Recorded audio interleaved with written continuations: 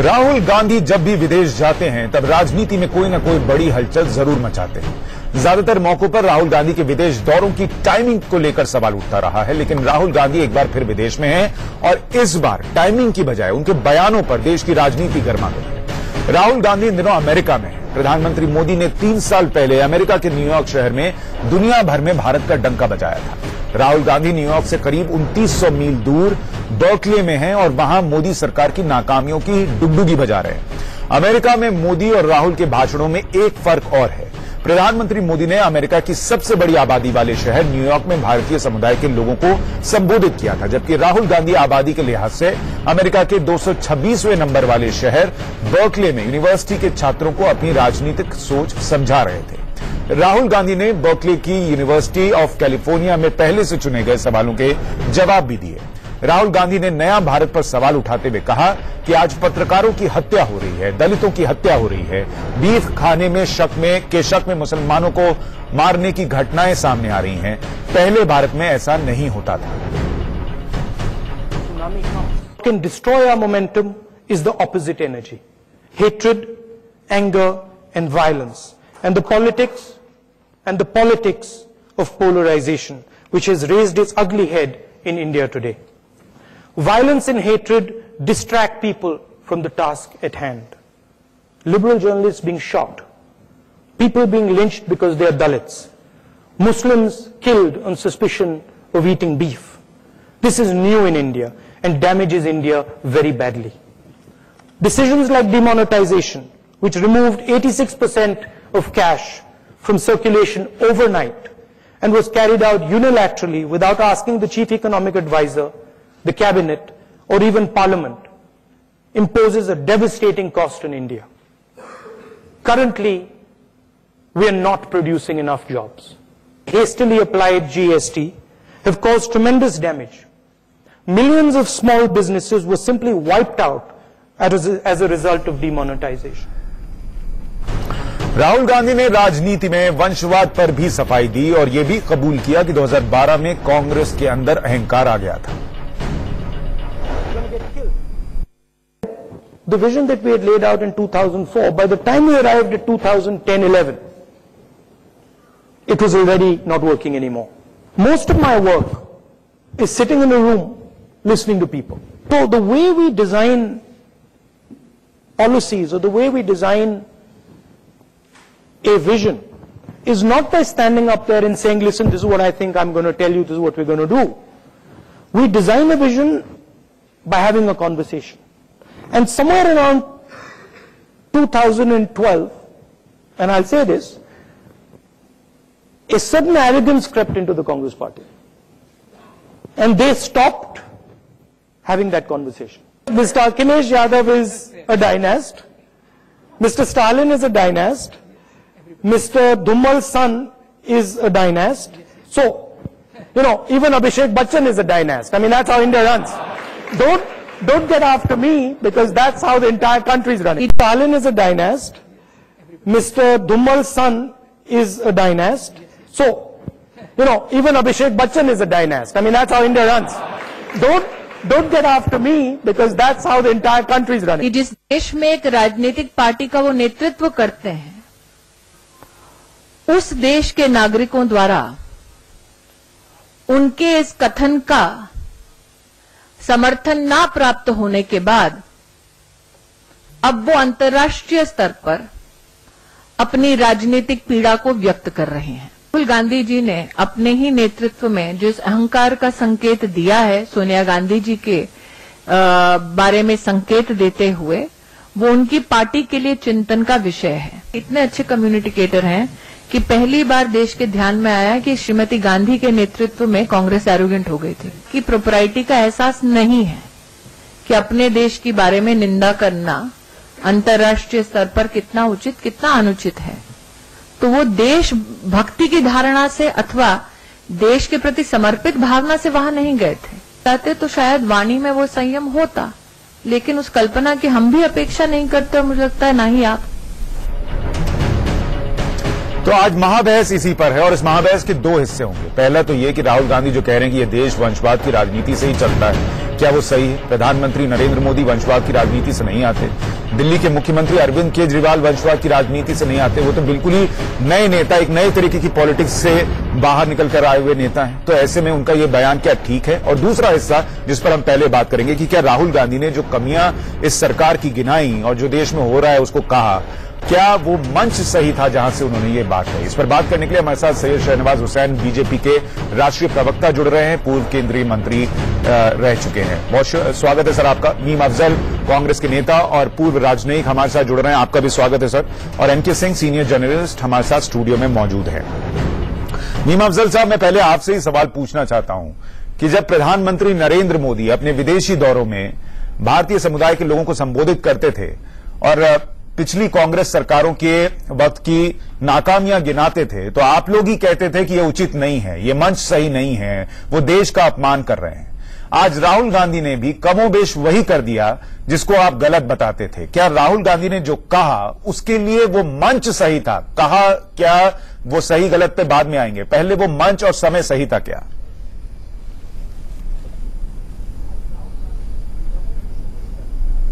बिल्कुल सही था, इसलिए कि वो वहां पर सिर्फ भारतीयों को नहीं एड्रेस कर रहे थे। एक यूनिवर्सिटी के अंदर जाकर वो एक इंटेलेक्चुअल बहस के अंदर हिस्सा ले रहे थे, एक इंटेलेक्चुअल्स के दरमियान तकरीर कर रहे थे और अपनी तकरीर के जो उनकी 18-19 मिनट की तकरीर है उसके अंदर अगर आप देखेंगे तो लास्ट के 2 पैराग्राफ अगर आप देखेंगे जो शायद 2 मिनट के होंगे, 2.5 मिनट के होंगे, उसके अंदर उसका जिक्र किया है जिसका आपने अभी यहां पर उल्लेख किया। और उससे पहले जो उन्होंने बोला उसके ऊपर अगर आप तवज्जो देंगे तो आप देखेंगे कि उन्होंने देश के बड़कपन को कितना आगे बढ़ाने की कोशिश की और बताया कि देश ने हमारे, और ये देश में उन्होंने ये कहीं नहीं कहा कि हमारी पार्टी की वजह से हुआ या सरकार की वजह से। उन्होंने इसका पूरा क्रेडिट देश के लोगों को दिया, यहां काम करने वालों को दिया। न्यूक्लियर पावर बना हमारा देश, बहुत सारी चीजें उन्होंने उदाहरण के तौर पर दी।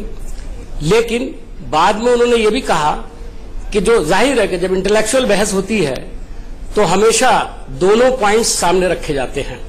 तो मैं ये समझता हूं कि कोई आवामी तकरीर नहीं थी।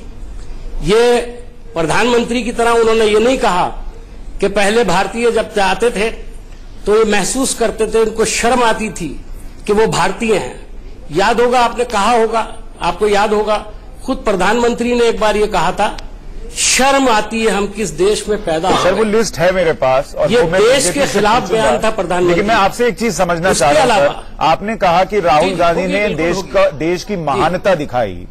अगर पीएम नरेंद्र मोदी की बात करें तो वो भी पिछली कांग्रेस सरकारों को कोसने के बाद देश आज कितना महान हो गया है इसको सामने रखते थे और कहते थे कि आज हालात बिल्कुल पहले से अलग हैं।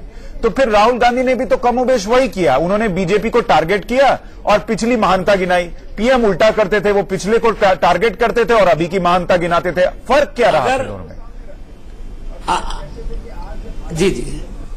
जी, फर्क ये है कि आपने खुद कहा कि वो पहले हमको टारगेट करते थे। वो हमको टारगेट नहीं करते थे, वो देश को टारगेट करते थे। वो देश की उपलब्धियों को सिरे से खारिज करते हुए ये बताते थे कि जो कुछ हो रहा है वो उनके आने के बाद ही हो रहा है। और मैं पूछना चाहता हूं, मेरा पूरा सवाल है, मैं तो हिंदुस्तान में बैठा हूं, आप भी हिंदुस्तान में बैठे हैं, कितना जबरदस्त फर्क आ गया जनाब। मुझे बताइए इकोनॉमी कहां चली गई? आपका जीडीपी जो है 2% गिर गया, उसके बावजूद तारीफों के पुल पिछले अभी चुनाव जो अभी मैं आपसे कह रहा हूं अफजल साहब, मैं ये कह रहा हूं, मैं अभी शहनवाज हुसैन पे जाऊंगा, उससे पहले एक और आपसे सवाल। उन्होंने वहां पर इकोनॉमी की बात की, पीएम जो भी कहते थे आपको टारगेट करें या देश को टारगेट करें, ये आपकी राय थी। लेकिन मैं ये कह रहा हूं कि वो कम से कम ये गिनाते थे कि आज देश जो है वो एक ऐसे माहौल में है कि आप आइए, वहां पैसा लगाइए, वहां आप इन्वेस्ट कर सकते हैं, वहां लोग आना चाहते हैं। राहुल गांधी जो कह के आए हैं उसको सुनने के बाद तो यहां कोई इन्वेस्ट नहीं करेगा। जो वो नौकरियों की चिंता जता रहे हैं वो चिंता तो और बढ़ेगी। कोई क्यों पैसा लगाएगा ऐसे देश में जहां की एक सबसे बड़ी पार्टी के उपाध्यक्ष जाकर ये कहें कि यहां लोग सुरक्षित महसूस नहीं करते, पत्रकार खतरे में हैं, लोग मारे जा रहे हैं, मुसलमान मारे जा रहे हैं, यहां कोई क्यों आएगा? फिर वो तो देश का नुकसान कराए।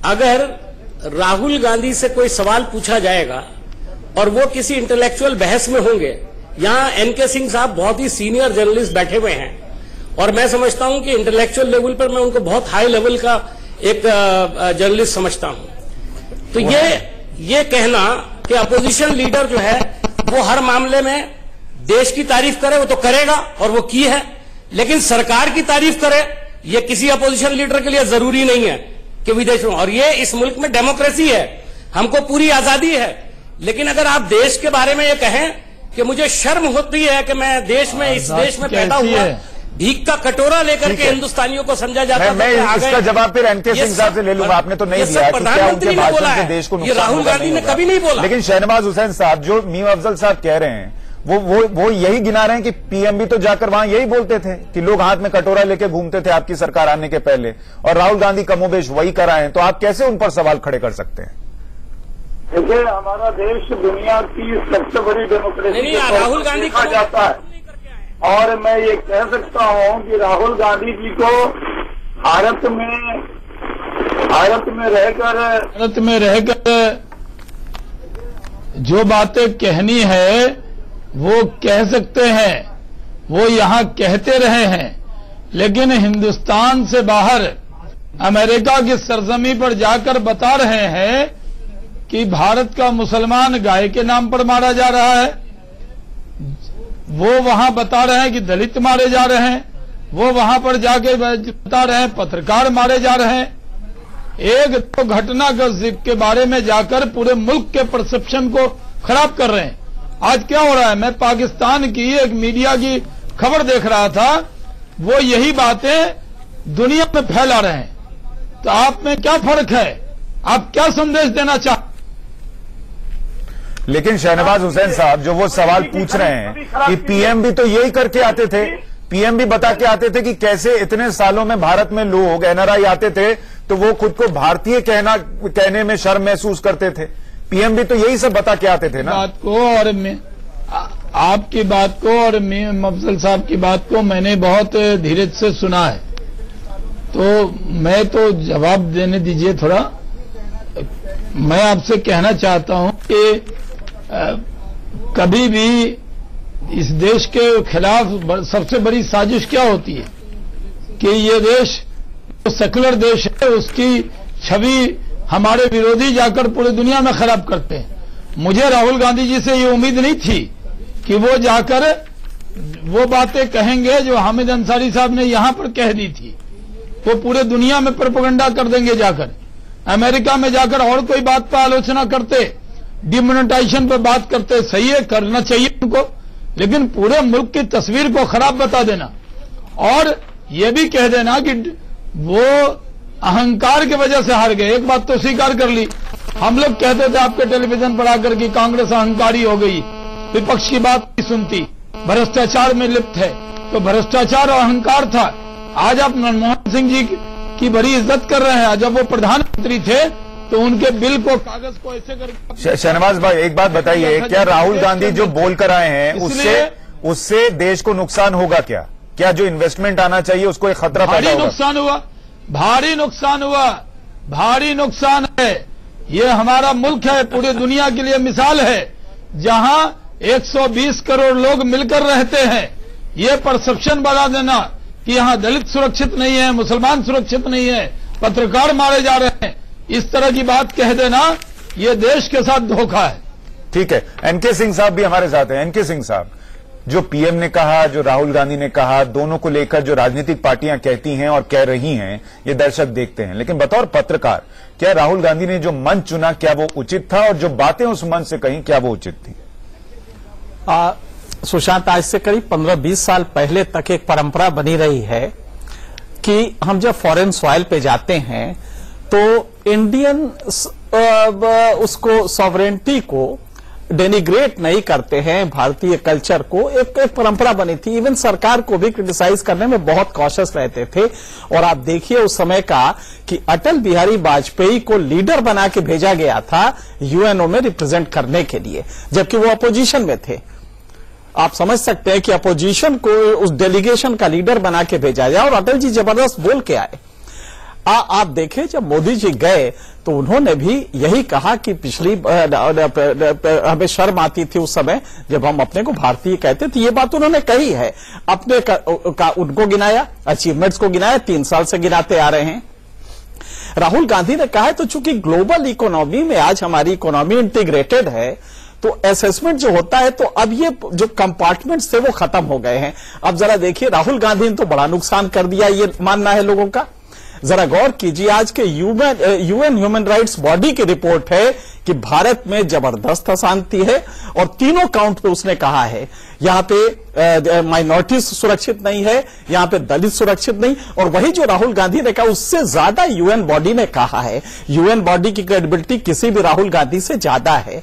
तो हमारी चिंता तो यह भी होनी चाहिए, आज हमें इस पे भी डिबेट करना चाहिए कि जब यूएनओ ये बात कह रहा है कि भारत में ये चीजें हैं तो इन्वेस्टमेंट आएगा कैसे। तो हमारी चिंता बजाय कौवा कान ले गया इसको देखना ये चाहिए था क्या वाकई ये हो रहा है, और हो रहा है तो इफेक्टिवली हम कितना रोक सकते हैं। क्या ये झूठ है?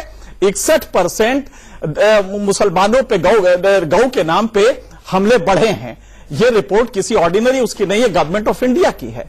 तो आप समझ सकते हैं कि ये गलतियां हो रही हैं और इसको अगर आप नहीं रोकते हैं तो राहुल गांधी ने वहां क्या कहा है ये इंपॉर्टेंट नहीं, बल्कि ये कहना चाहिए कि ये कैंडिड कन्फेशन है राहुल गांधी का, जो आमतौर पर वो नहीं करते हैं, उनके समझ में भी नहीं आता कि 2012 में हम एरोगेंट हो गए थे। हालांकि उन्होंने ये भी कहा कि भाई मनरेगा ऐसे प्रोग्राम, ये तमाम जो प्रोग्राम लाए हैं हम कॉमन मासे से लेके बनाते थे।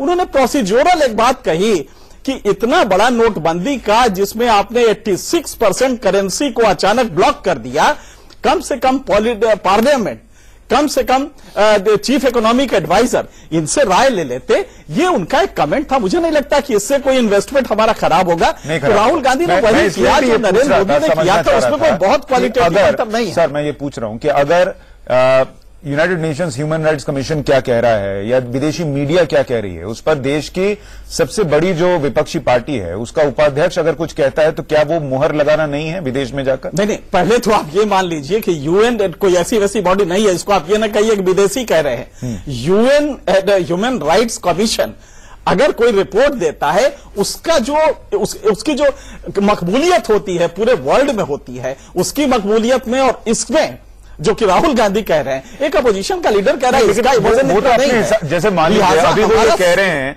यूएनएचआरसी ये भी कह रही है कि आपको रोहिंग्या मुसलमानों को यहां से नहीं निकालना चाहिए। ठीक है, ये उनका एक पक्ष है और वो ये कह रहे हैं कि जो भारत सरकार कह रही है वो कहीं से भी मानवीय नहीं दिखता। लेकिन अगर हम ये बात कहेंगे या हमारे यहां के नेता अगर ये बात कहेंगे तो वो पक्ष अलग होता है। इस लिहाज से मैं पूछ रहा हूं। अरे नहीं, राहुल गांधी को नहीं, राहुल गांधी तो ये भी कह दिया कि वहां पे 546 लोकसभा सदस्य हैं।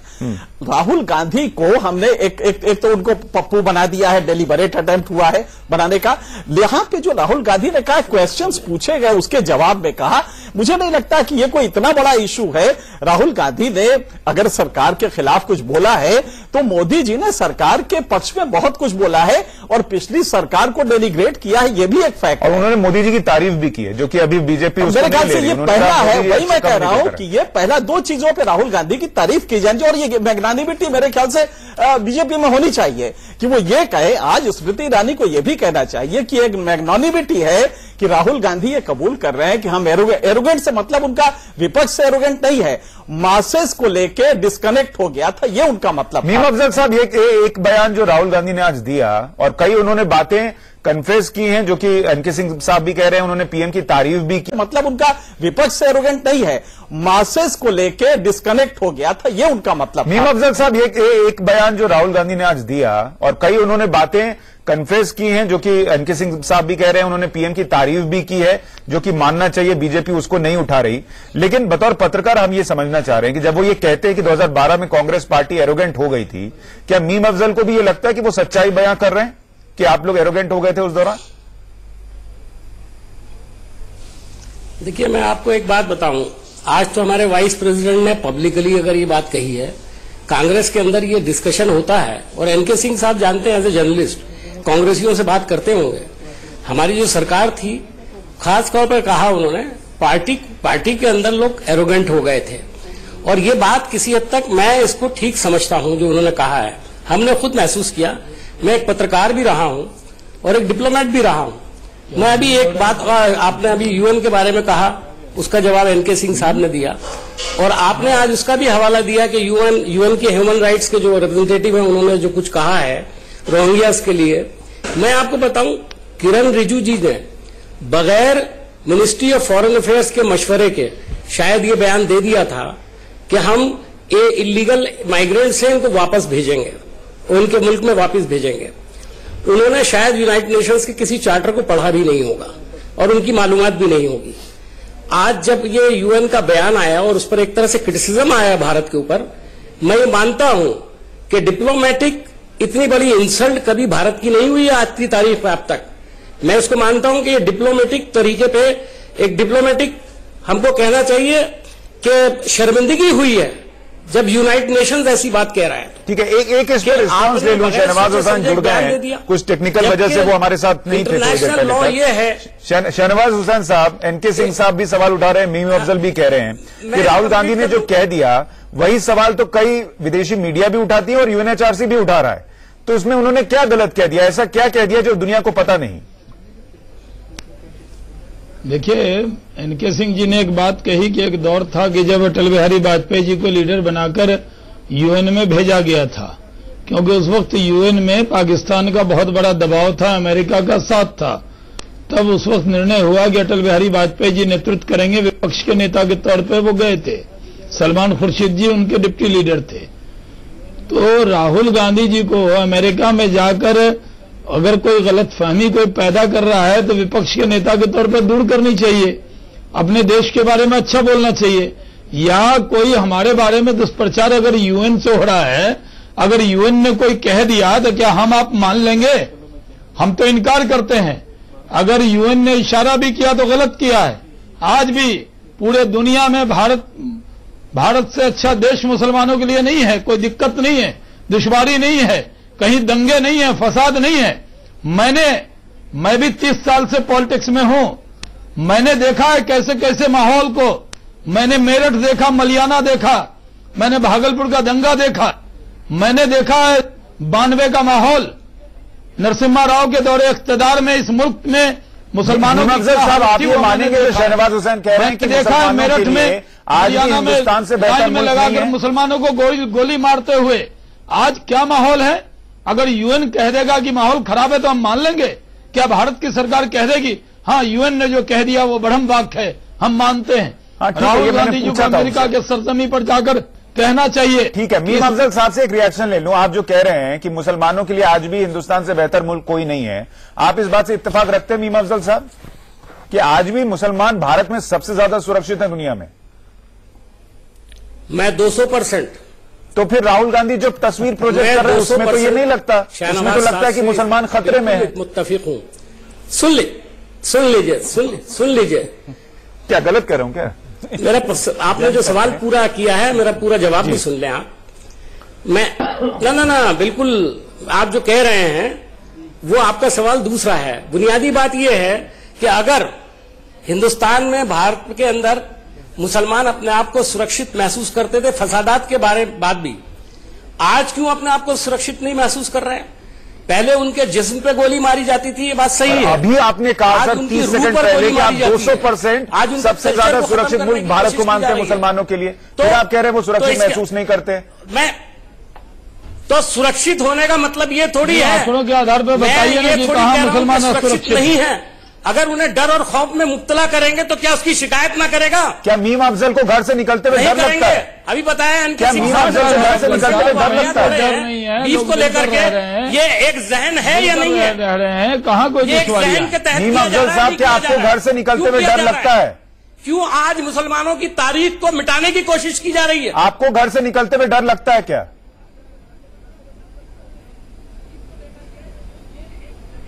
मुझे बिल्कुल डर नहीं लगता है, लेकिन एक आम आदमी को डर लगने लगा है।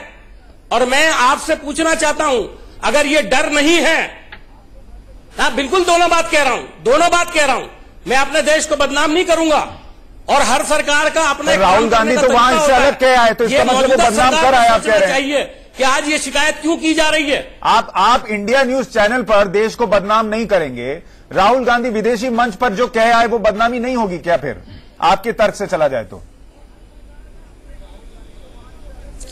बिल्कुल बदनामी की बात नहीं है।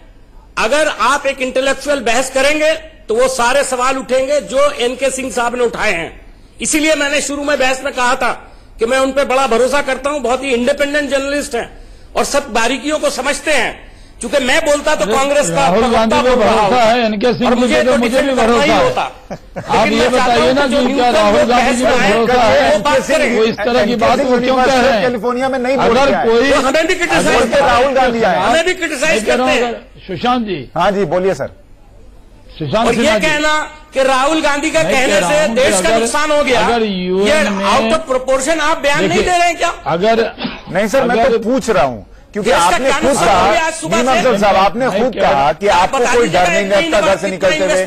हिंदुस्तान दुनिया का सबसे सेफ मुल्क है मुसलमानों के लिए, 200% बात सही है। फिर राहुल गांधी जब विदेश में कहेंगे कि यहां मुसलमान मारा जा रहा है तो तस्वीर अलग बनेगी ना। इसलिए मैं सवाल पूछ रहा हूं सर, मैं आपको कोई टिप्पणी नहीं कर रहा हूं, मैं सिर्फ सवाल पूछ रहा हूं कि जो आप कह रहे हैं माहौल बनाया जाएगा तो राहुल गांधी उसकी शिकायत करेंगे और मीम अफजल भी शिकायत कर रहा है। यूनिवर्सिटी ऑफ कैलिफोर्निया में शिकायत करने से क्या होगा?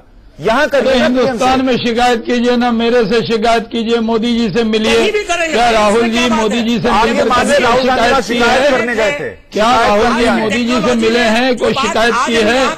आप शिकायत मुल्क में कीजिए, मुल्क के सरजमी के बाहर जाकर इस मुल्क की शिकायत करेंगे, कहेंगे कि मुसलमान सुरक्षित नहीं है, मुसलमान मारा जा रहा है, दलित मारा जा रहा है, पत्रकार मारे जा रहे हैं। इस तरह की बात अगर विदेश की सरजमी पर करेंगे तो हमारे मुल्क की शान के खिलाफ होगा, हमारे मुल्क के शान के खिलाफ गुस्ताखी होगी।